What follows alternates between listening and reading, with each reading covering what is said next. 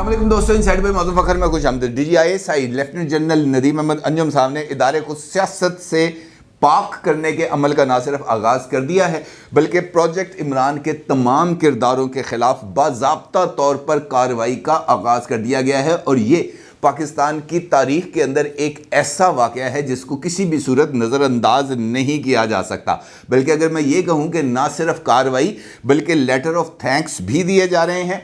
इस्तीफ़े तलब किए जा रहे हैं और इस्तीफ़े ना देने वालों को बरतरफ भी किया जा रहा है। बल्कि इसकी कुछ मिसालें हैं जो मैं आपकी खिदमत में पेश करता हूँ। इमरान खान के दौर में पार्लियामेंट के अमूर में मुदाखलत करने वाले ISI के लेफ्टिनेंट कर्नल को बरतरफ कर दिया गया। सेनेट इलेक्शंस में मुदाखलत करने वाले ISI के 2 ब्रिगेडियर्स को भी बरतरफ कर दिया गया है, जबकि फैज़ हमीद ग्रुप से ताल्लुक़ रखने वाले 4 में से 3 जो अफसरान थे उन्होंने इस्तीफ़े दे दिए, जबकि एक ने इस्तीफ़ा देने से इनकार कर दिया, जिसकी बिना पर उसको बरतरफ कर दिया गया है। ना सिर्फ ये बल्कि कुछ इस तरह की भी खबरें मुख्तलिफ जगहों पर गर्म हैं कि साबिक army chief general Qamar Javed Bajwa साहब के ख़िलाफ़ भी कोई कार्रवाई करने का हुकूमती हलके या कुछ हलके जो हैं वो गौर कर रहे हैं और उनके ख़िलाफ़ भी कुछ संगीन गद्दारी का मुकदमा बिल्कुल वैसे ही बनाया जा रहा है जैसे जनरल परवेज़ मुशर्रफ साहब के ख़िलाफ़ बनाया जा रहा था। और इस हवाले से भी कुछ इंकशाफात सामने आए हैं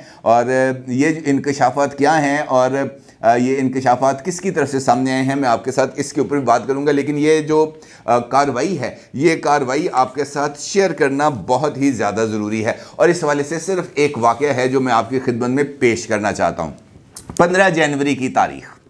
15 जनवरी को एक ख़ानदान और उस ख़ानदान के कुछ अफराद वो पहुंचते हैं इस्लामाबाद इंटरनेशनल एयरपोर्ट पर। और चूँकि उन तमाम अफराद के नाम exit control list, stop list, black list, grey list वगैरह किसी में भी शामिल नहीं थे, लिहाजा वो इमिग्रेशन से क्लियर हो जाते हैं। अब जैसे ही बोर्डिंग शुरू होती है और बोर्डिंग के अमल का आगाज़ होता है तो उस ख़ानदान के सरबरा को जो है वो रोक लिया जाता है तैयारे पर सवार होने से, जबकि ख़ानदान के बाकी अफराद को कहा जाता है कि जनाब तुसी लंदन जाना थे, तुसी लंदन जाओ। जबकि वो जो साहब थे उनको रोक लिया जाता है, उनको वही जो प्रोटोकॉल के लिए जो लोग वहाँ पर मौजूद होते हैं वही जो है उनको उन साहब को लेकर वहाँ से बाहर निकल आते हैं। ये साहब कोई और नहीं है बल्कि इन साहब का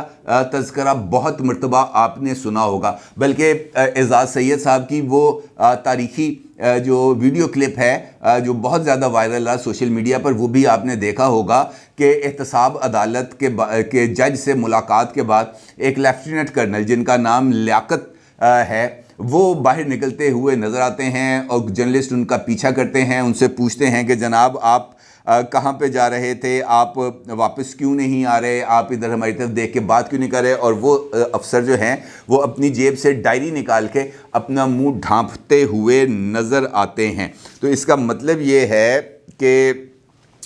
जो कार्रवाई है उसका आगाज़ उसके कार्रवाई का आगाज़ हो चुका है। और ये जो कर्नल साहब हैं, कर्नल रिटायर्ड लियाकत अली वसीम साहब, उनकी फैमिली और उनके समेत ये जो लोग जा रहे थे लंदन, ये उसी का तज़किरा है जो मैंने आपसे सुनाया। ना सिर्फ ये बल्कि कर्नल लियाकत जो हैं वो पाकिस्तान के हाई कमीशन जो बरतानिया में है वहाँ पर भी फ़राइज़ अंजाम दे चुके हैं और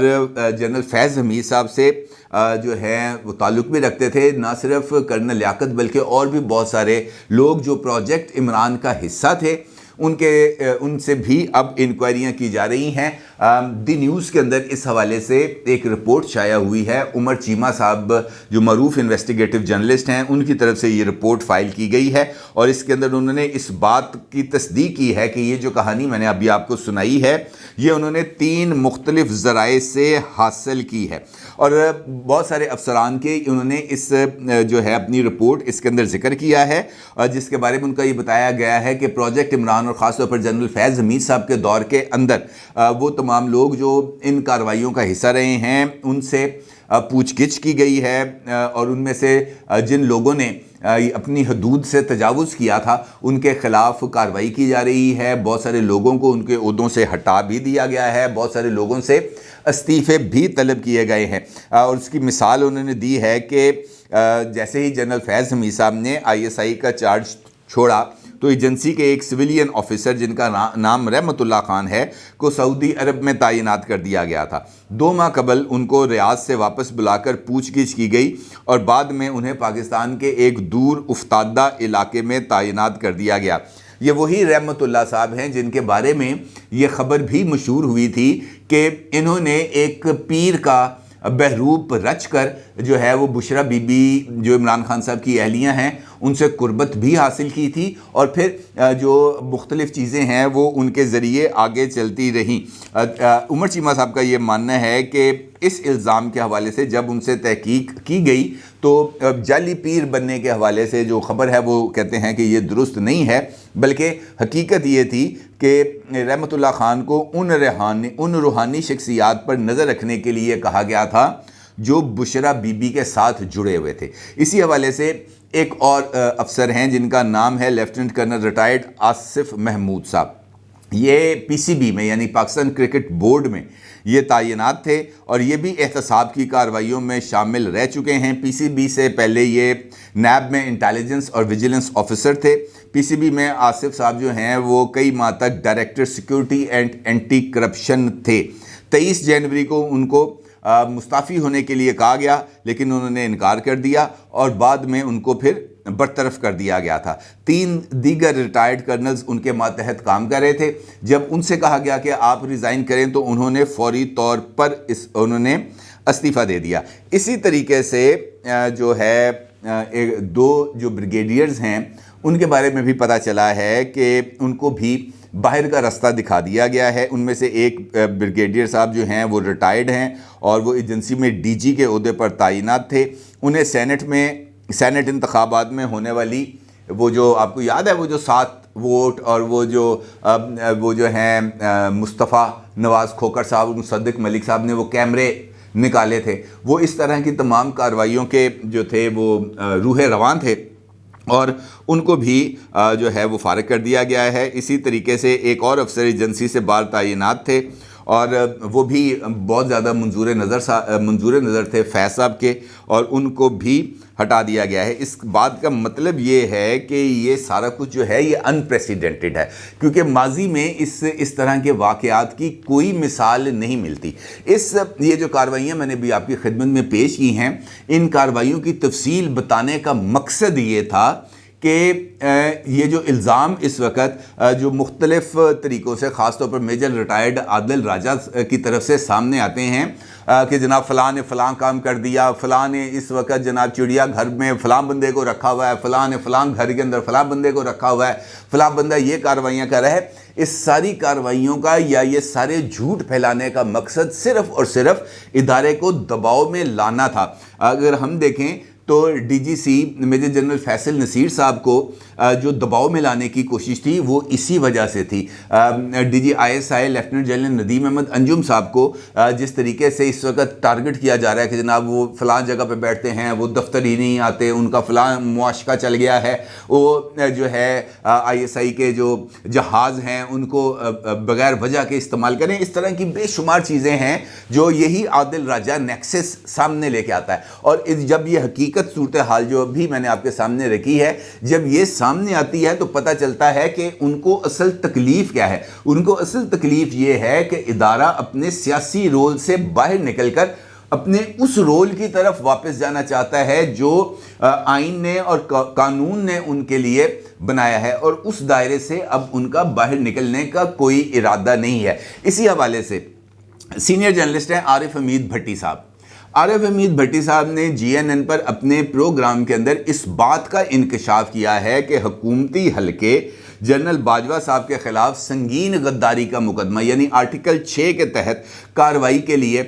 وہ جو ہے اس پر سنجیدگی کے ساتھ کام کر رہے ہیں۔ مشاورتی عمل کا آغاز ہو رہا ہے اور یہ کہا جا رہا ہے کہ جنرل باجوہ کی طرف سے کیے جانے والے انکشافات ہی ان کے خلاف سنگین غداری یعنی آرٹیکل 6 کی کارروائی کے لیے کافی ہیں۔ اور یہ بھی بتایا جا رہا ہے کہ جناب یہ جو عمران خان صاحب نے उनके हवाले से गुफ्तगू की है, या इमरान खान साहब भी जनरल बाजवा को जिस तरीके से तनकीद का निशाना बना रहे हैं, तो हुकूमती हलकों को इस बात की तवक्को है कि जनरल बाजवा साहब के ख़िलाफ़ की जाने वाली किसी भी कार्रवाई में इमरान खान साहब रुकावट नहीं बनेंगे। भाई असल में ये सिचुएशंस इस तरीके से नहीं होती, ख्वाहिशात के मुताबिक आर्टिकल 6 की कार्रवाई नहीं होती। भट्टी साहब, आप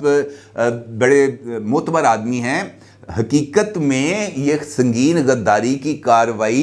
के लिए ज़रूरी है कि आपको पता चले कि आपने आइन की कहाँ कहाँ पे खिलाफ वर्जी की। ऑल्दो जनरल बाजवा साहब का आज ही जो उनका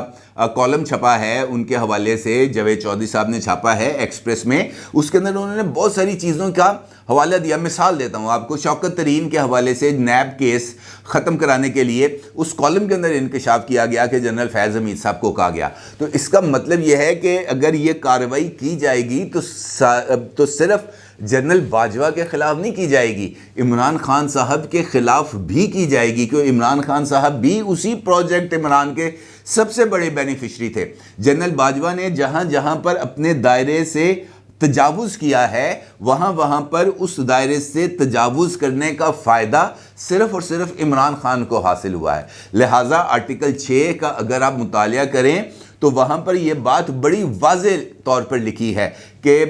आइन की खिलाफ वर्जी, आइन को तोड़ना, आइन के दायरे से बाहर निकलना, और उसके अंदर जो तमाम लोग उस अमल की मुआवनत करेंगे या उस अमल से जिनको फ़वाइद हासिल होंगे, उनके ऊपर भी आर्टिकल 6 की कार्रवाई लगेगी। तो इमरान खान साहब किस तरीके से जनरल बाजवा के ख़िलाफ़ आर्टिकल 6 की कार्रवाई की हमायत कर सकते हैं, क्योंकि सबसे बड़े बेनिफिशरी तो जनरल बाजवा के इन इक़दामात के इमरान खान हैं, वो तो किसी भी सूरत सपोर्ट नहीं कर सकते। और मौजूदा हुकूमत का क्या कहना है, ये तो अपनी मर्ज़ी का अटॉर्नी जनरल नहीं लगा सकते थे,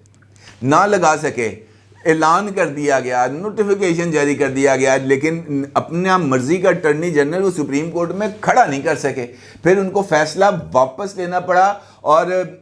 सुनने में आया है कि किसी आला जो है शख्सियत, उनके क्या कहा जा सकता है, उनके चैम्बर में या उनके साथ काम करने वाले किसी बंदे को लगाया गया है अब नया अटॉर्नी जनरल। तो हुकूमत का तो ये हाल है, हुकूमत किस तरीके से जनरल बाजवा के ख़िलाफ़ कार्रवाई कर सकेगी। तो इसका मतलब ये है कि ये भी उसी तरीके का झूठ है, ये भी उसी तरीके का फ्रॉड है जो लगाया जा रहा है लोगों को ये बावर कराने के लिए, या इदारों के ये बावर कराने के लिए कि ताड़े नाल संजीदा नहीं है, आपके साथ मुखलस नहीं है, इनसे बच के रहें। बिल्कुल वैसे ही ये वैसी ही गेम है जैसे जब इमरान खान साहब वज़ीर आज़म थे तो उस वक्त की अपोजिशन खेलती थी और वो वक्त का इंतज़ार कर रही थी कि किस वक्त पे इन दोनों के दरमियान इख्तलाफात हों और हम आगे बढ़ें। और अगर आप देखें तो इस वक्त की जो पॉलिटिकल रियलिटीज़ हैं, वहाँ पर जो सोच मौजूद है वो ऐसे ही इक़दामात के लिए मेरा नहीं ख्याल कि वो सूटेबल है। ऑल्दो अगर ऐसी बात होती तो ये जो 5 के टोले का जिक्र करती हैं मरीम नवाज साहिबा, आज भी उन्होंने एबटाबाद में जलसे से अपने जो वर्कर्स कन्वेंशन है वहाँ पर ख़िताब किया, लेकिन वो 5 के टोले में से सिर्फ उन्हीं लोगों के नाम लेती हैं जो डैम वाला बाबा हो, या इसके अलावा वो अभी तक उन्होंने जनरल बाजवा साहब का या किसी और जनरल का या वो 5 के टोले के बाकी 3 अफराद का नाम नहीं लिया। और इसका मतलब ये है कि अभी तक वो मोमेंटम उस लेवल पर नहीं जा सका जहां से इस बात का कोई इम्कान पैदा हो कि जनरल साहब के ख़िलाफ़ किसी तरह की कोई कार्रवाई हो सकती है। अलबत्ता मरीम साहिबा ने आज एबटाबाद के अंदर जो खिताब किया वहाँ पर उन्होंने मुतालबा किया, और वो मुतालबा बड़ा ज़बरदस्त है। उनका ये कहना है कि जनाब आप जेल भरो तहरीक शुरू करने जा रहे हैं, उससे पहले बेहतर है कि आप फराग गोगी को वापस बुलाएं पाकिस्तान, ताकि उसके खिलाफ जो मुकदमात हैं वो उसमें पेश हो। लेकिन उन्होंने कहा कि आप नहीं बुलाएंगे, इस वजह से नहीं बुलाएंगे कि इसके सारे ताने बाने जाते हैं बुशरा बीबी की तरफ, बनी गाला सरकार की तरफ, और जब वो बनी गाला सरकार की तरफ जाएंगे तो इसका मतलब ये है कि वो सारे के सारे जो पॉइंट्स हैं वो आपकी तरफ आएंगे। लिहाजा आप जो है वो जेल भरो तहरीक या इस तरह के जो दीगर मामलात हैं वो सिर्फ अपने फ़ायदे के लिए इस्तेमाल कर सकते हैं, इसके अलावा कुछ नहीं। फिर एक और बात उन्होंने की, वो भी बड़ी हकीकत में मबनी है कि शहबाज शरीफ इस वक्त جو فائر فائٹنگ ہے وہ کر رہے ہیں. ادھر کی آگ بجھاتے ہیں تو دوسری طرف سے کہا جاتا ہے کہ جناب اتھے بھی آگ لگی ہے، انہوں بھی آ کے بجھاؤ. اس طرف جاتے ہیں تو تیسری طرف سے آواز آتی ہے کہ جناب اس طرف بھی آگ لگی ہوئی ہے، اس کو بجھائیں. انہوں نے کہا کہ آگ بجھانے والے سے تو سوال کیا جا رہا ہے کہ آپ نے ابھی تک آگ نہیں بجھائی، لیکن یہ سوال نہیں کیا جا رہا کہ جناب یہ آگ لگائی کس نے تھی. بڑا لاجیکل بات ہے، کیونکہ اگر آپ اس کی تحقیق کریں گے تو پھر وہی بات آ جائے گی کہ جناب یہ جو بینیفیشریز ہیں وہ کیسے رکیں گے. جنہوں نے یہ آگ لگائی تھی وہ آگ تو ہاتھ تو اس میں عمران خان کے تھے لیکن سپورٹ بھی موجود تھی. تو اس کا مطلب یہ ہے کہ رائٹ ناؤ اس وقت اس بات کے امکانات مجھے نظر نہیں آ رہے، بلکہ آگے بھی نواز شریف صاحب نے ایک مرتبہ آرٹیکل 6 کی جو کارروائی ہے وہ کر کے دیکھ لی ہے. انہوں نے دیکھ لیا ہے کہ آرٹیکل 6 کی کارروائی کے بعد کیا ہوتا ہے، آرٹیکل 6 کی کارروائی کے بعد کس طریقے سے ماحول بدلتا ہے، آرٹیکل 6 کی کارروائی کے بعد کس طریقے سے 126 دن کا دھرنا ہوتا ہے، آرٹیکل 6 کی کارروائی کے بعد کس طریقے سے اقتدار سے نکالا جاتا ہے. انہوں نے دیکھ لیا کہ آرٹیکل 6 کی کارروائی کے بعد کس طریقے سے تاحیات نااہلی ہوتی ہے. یہ سب کچھ چیزیں انہوں نے دیکھ لی ہیں. اب اگر اس کے باوجود وہ تاریخ کو دہرانا چاہیں گے تو میرا نہیں خیال کہ اس بات کا کوئی امکان موجود ہے فوری طور پر کہ نواز شریف صاحب اس طرف کوئی غور کریں. اور آرٹیکل 6 کی کارروائی کے لیے بھی اس وقت مشرف صاحب کے خلاف تو نواز شریف صاحب نے سپریم کورٹ کے فیصلے کا جو 7 نومبر کا تھا اس کا سہارا لیا تھا. اس کے بغیر انہوں نے کارروائی نہیں کرنی تھی. انہوں نے کہا چونکہ یہ سپریم کورٹ کا فیصلہ ہے لہٰذا ہم اس کارروائی کے لیے مجبور ہیں. اب اگر پھر کسی کو یہ جو اپنے جو ٹیسٹ آف مسلز ہیں یہ درکار ہیں تو گھوڑا بھی ہے، میدان بھی ہے، دیکھ لیں جو کرنا چاہتے ہیں کر لیں. اپنی رائے کا ضرور اظہار کیجیے گا. آپ کا بہت شکریہ. اللہ حافظ.